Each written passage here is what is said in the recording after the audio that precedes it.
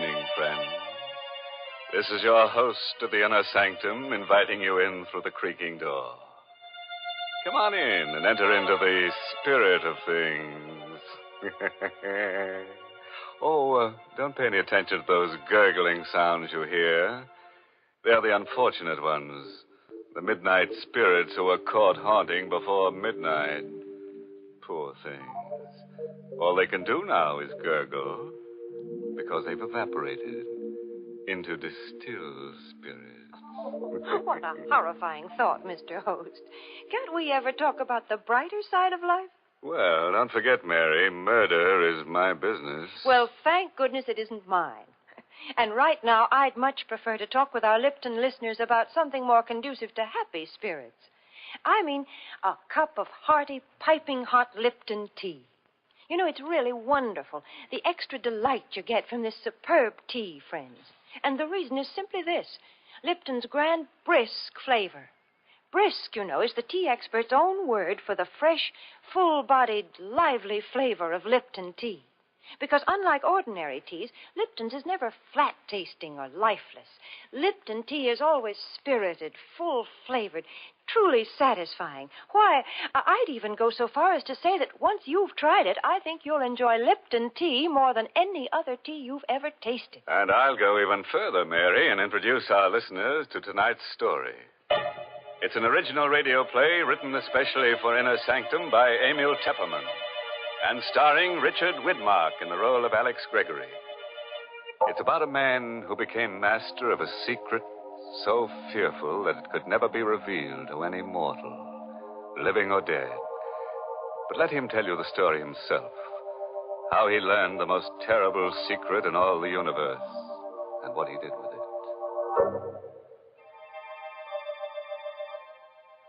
It was an evening in September, the 15th to be exact, when I first learned of the existence of elixir number 4. It happened at Professor Jarman's house just off the college campus.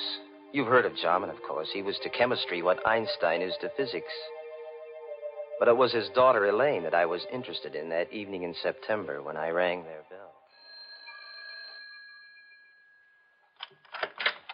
Oh, hello, Alex. Oh, gosh, is it that late? I'm not even dressed. Hi, sweet. Snap it up, will you? The last show starts at 8:30. Oh, it won't take me long. Wait for me in the library. I'll be ready in a jiffy. I knew my way around the house. I went into the library, and the first thing I noticed was that the door to Professor Jarman's private study was ajar. It had never happened before. The private study and the laboratory beyond were forbidden territory in the Jarman home. Not even Elaine was allowed in there.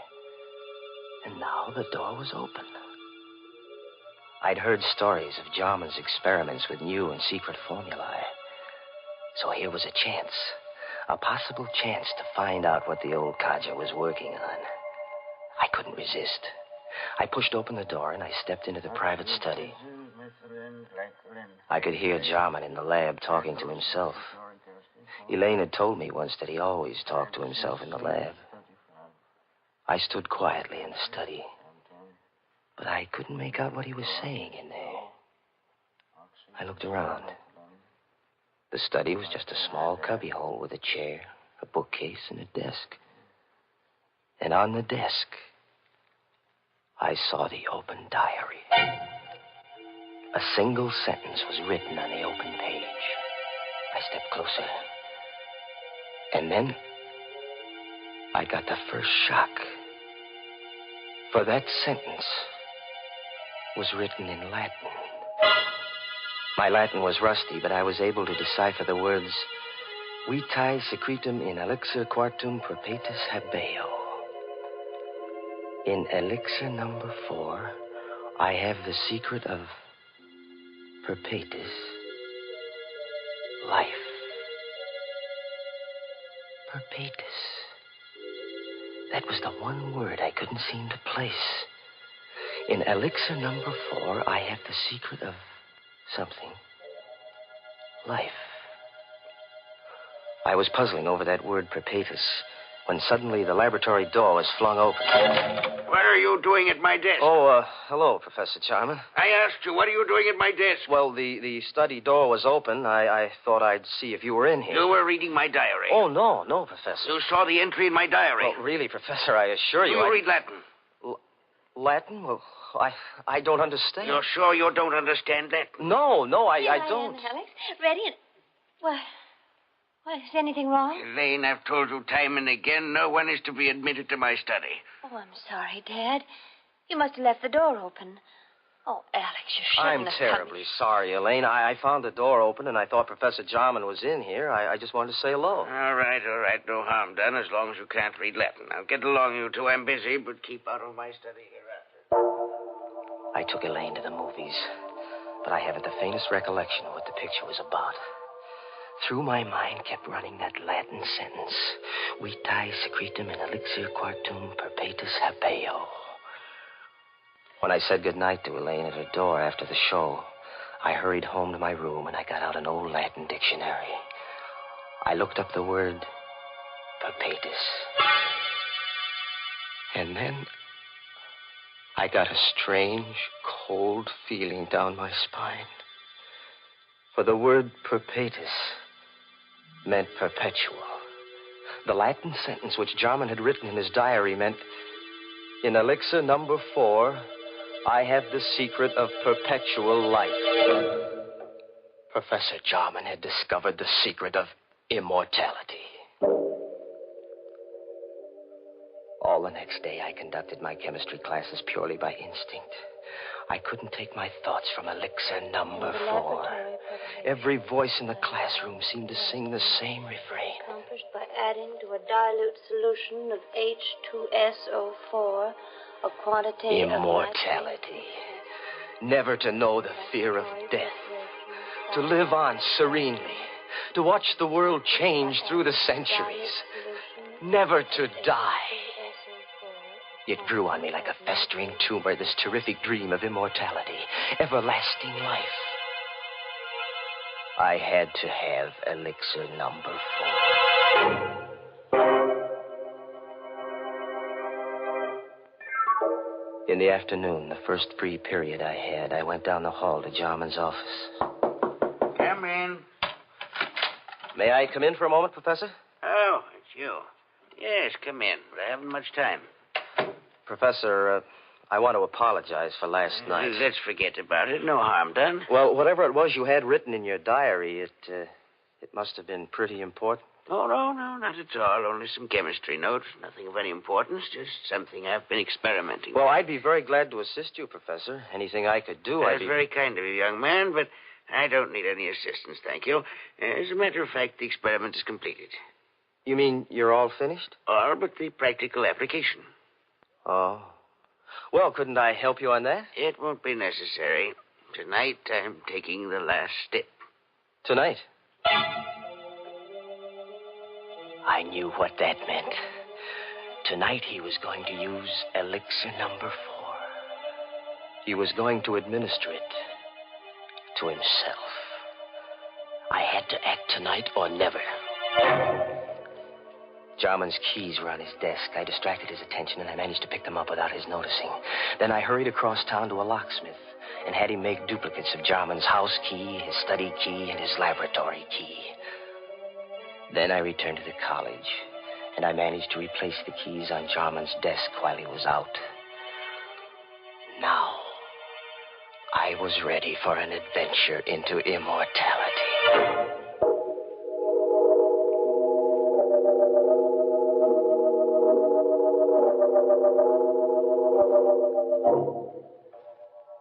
At 8:30 that evening, I let myself into Jarman's house, opened the study door, and stepped quietly over to the laboratory. I knew Elaine was at a sorority meeting. The professor and I were the only ones in the house. Jarman was standing at the lab table with his back to me, talking away to himself. There was a small vial on the table and a hypodermic syringe alongside it. The quantity administered yesterday will be sufficient. At my age, since my blood is too thin, I require the additional dose. But a younger man would need only one injection to cause the necessary type change in his blood. Who's that? Good evening, Professor Jarman. I hope I'm not interrupting. What are you doing here? How did you get in? So elixir number 4 changes the bloodstream, huh? What do you want in here? Quit stalling, Professor. I know what elixir number 4 is. Oh. So this is it. Elixir number 4. Careful. Don't spill it. How much of this stuff have you got? That's all there is. 5 cc's. You mean you haven't got any more? It took me 5 years to distill 10 cc's. Before that, I experimented for 10 years. I failed 3 times. And this is your 4th try, huh? Elixir number 4. And there isn't any more of it? It will take me 5 years more to make up another bat. Please be careful. Don't drop it. Don't worry, I won't. You said this is enough to make the average man immortal. Me, for instance? It's not for you. You hear me? Not for you. Oh, yes, it is, Professor. It's for me. I won't let you... What are you doing with that mallet? What do you think? No. I'm so sorry, Professor. Wait. I'll let you have it. Don't kill me. I've got to kill you. When I take this dose of elixir number 4, I'll be immortal. And I don't want anyone to know it. Go away, you fool. You'll never enjoy your immortality. You'll wish you were dead 1,000 times. I'll come back to remind you. Back to remind you.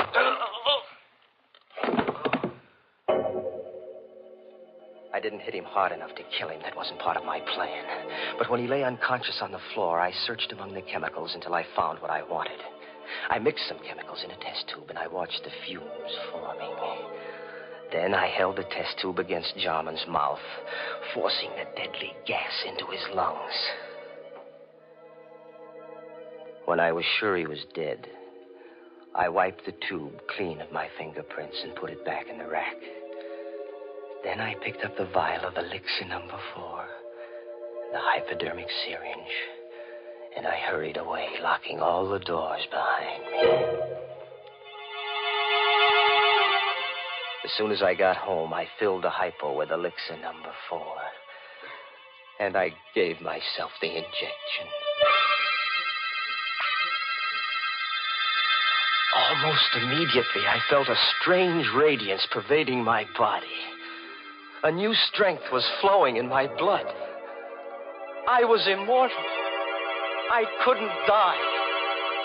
I would go on living and living and living forever.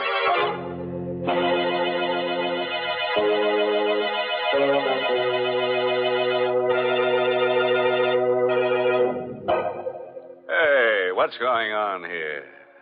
What's all this about living forever? If you ask me, it would be more of a curse than a blessing. Now, just suppose we all took a shot of this elixir number 4. Why, think of all the people who'd lose their jobs. Grave diggers and stone cutters and shroud makers and hearse drivers and... Oh, why, go on. You see what I mean. Why, everybody'd be out of a job. We'd all practically starve to death. Well, then, Mr. Host, maybe we can be glad that nobody has ever found the fountain of youth. You know, I think it's not a matter of trying to live forever. The important thing is to get more enjoyment out of every day. Mm-hmm. For instance, Mary. Well, for instance, one splendid way to get more enjoyment out of an otherwise dull day is to invite your friends in for tea. It's a delightful neighborly custom, made even more delightful when the tea you serve is Lipton's, because there's so much extra pleasure in Lipton tea. The party will seem more of a party. The conversation will be more sparkling, and your reputation as a thoughtful hostess will soar to the skies the moment your guests take their first sip of Lipton tea. For Lipton's wonderful brisk flavor makes it a favorite with everybody. So when friends drop in for tea, or the family gathers around the dinner table, serve them Lipton's, tea at its delicious best. And now let's get back to our story. We're all anxious to see what this fellow Alex does with his secret of perpetual life. Just imagine, a man with all that time on his hands. Time to kill, and kill, and kill. Immortality. I had it in my blood. I could feel it pulsing in my veins. The vitality, the power. I had to establish an alibi. Not that I expected to need an alibi. Jarman's death would surely look like an accident or suicide when his body was found in the laboratory in the morning. But I wasn't taking any chances on a murder charge. I had so much more to lose now. Wouldn't it be ironic if they were to execute me for murder? Me, an immortal.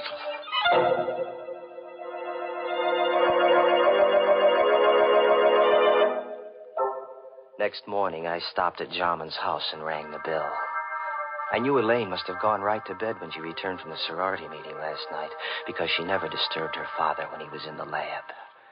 But now, when she discovered that he hadn't been to bed all night, she'd want to investigate.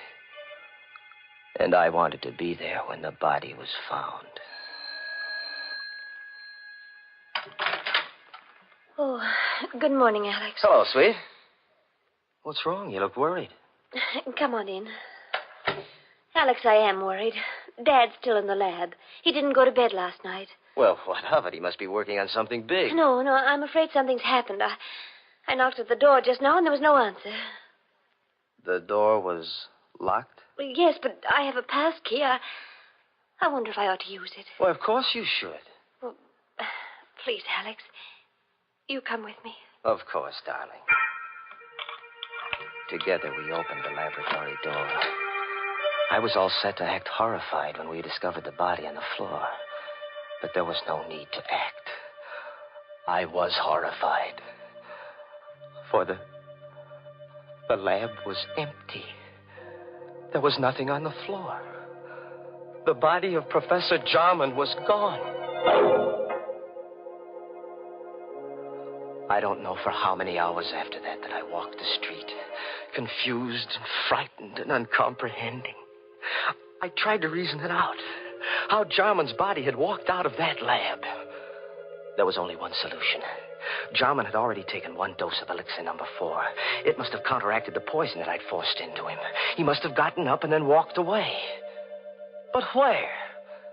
And why? I recalled what he'd said before I hit him with the mallet. Yes, I could hear his voice faintly strumming at my brain. You'll never enjoy your immortality. You'll wish you were dead 1,000 times.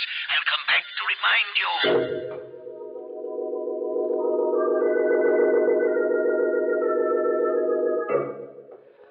The next day, I went to Elaine's house, and I saw that she was taking her father's disappearance pretty hard. Oh, Alex, I don't know what to make of it. Do you think that Dad... that he's... Now, take it easy, baby. Maybe he's just suffering from amnesia. Maybe he just walked out of the house. He might turn up tomorrow. I have a terrible feeling, Alex, that he's dead. What makes you think so? Oh, I don't know. Now, please, Elaine. That won't do you any good. Oh, but it's the uncertainty. If I only knew for sure. Alex. Do you believe in mediums? Communicating with the dead? Do you believe a medium can put you in touch with the dead? Oh, is that what you're thinking of, darling? Going to a medium? But don't you see, Alex, if Dad is dead, maybe... I was worried, too. I had to know if Jarman was dead or alive. I had to know before I could start enjoying life. Yes, that might be a good idea, Elaine. Can't hurt to try. There's a medium in town. Oh, I don't know what I want to do. Let me think about it. Well, sure, darling.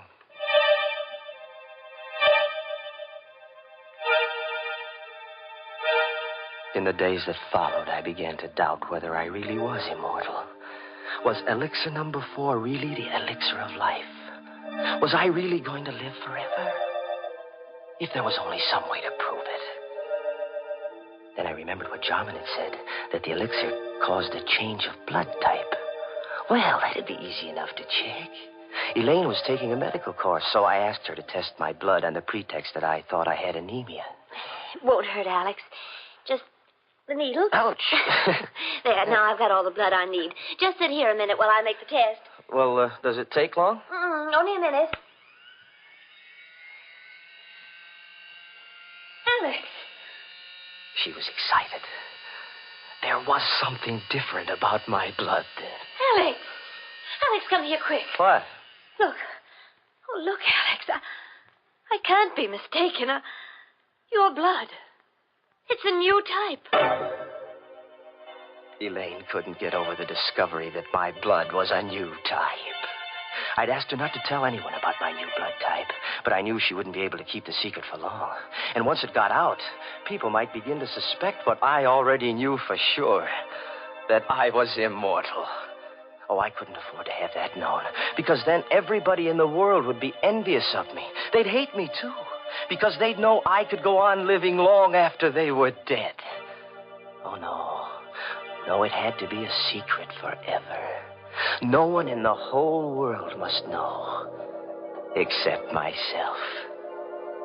And the only person who could spill the secret now was Elaine. So, there was only one thing to do. Elaine furnished the opportunity herself the next day. Alex, I've been thinking about that medium. I've got to know if Dad is alive or dead. All right, whatever you say, darling, if it'll make you feel any better. I'll go with you, of course. Just the two of us, huh? We made a date to go to the seance that evening, and I made my plans accordingly. I didn't intend that Elaine should leave the seance alive. We arrived at the medium's house promptly at 9 o'clock.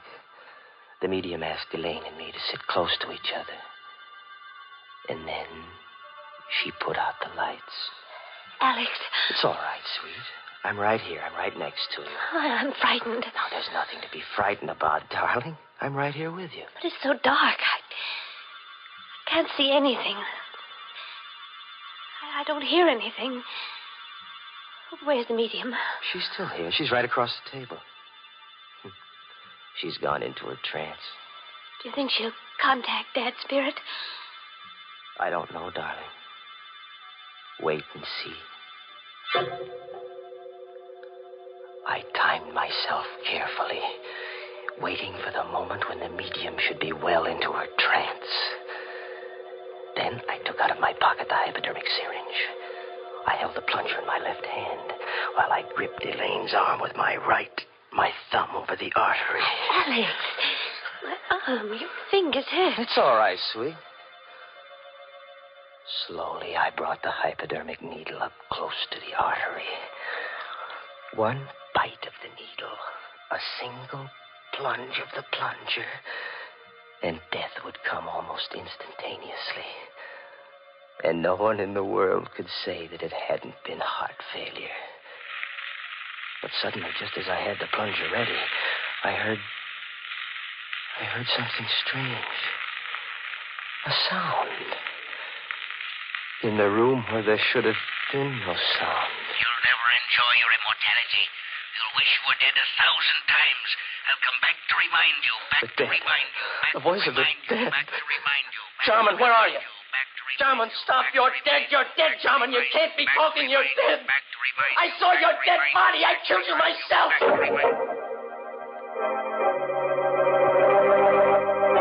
Suddenly, the lights flashed up. The room was full of police. Arrest him, officer. He killed my father. You heard his confession. That voice. That was Dad's voice, Alex. A recording. What? A recording? That's why he always talked to himself in the lab. He had a wire recording machine. He talked while he carried on his experiments so that there'd be a permanent record. The wire recorder picked up everything that was said in the lab the night you killed him. But we could never have proved it was your voice in court if you hadn't confessed just now. Yes, but the body. I found Dad dead that night when I got back from the meeting. And I hid the body until I could find his murderer. And now, Alex, I found him.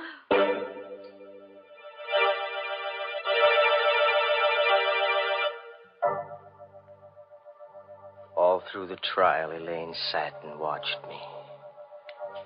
All the time the jury was out, she sat and watched me. And she watched me while they read the verdict of guilty.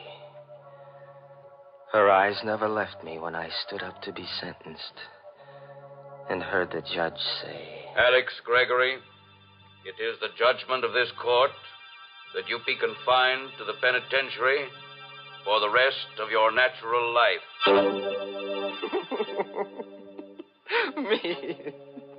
Me of all people. Me sentenced to imprisonment for life. Me in whose veins runs the precious elixir number 4. Imprisonment for the rest of my natural life, which means forever.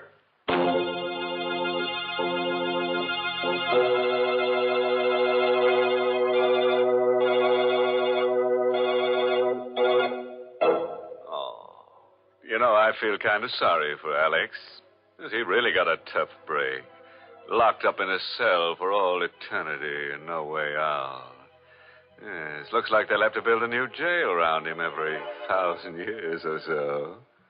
Of course, there's one way out for him. He could let his beard grow for a couple of centuries, and when it gets long enough, he could hang himself. Oh, imagine such a thing, Mr. Host. Yes, it would be sort of breathtaking, wouldn't it, Mary?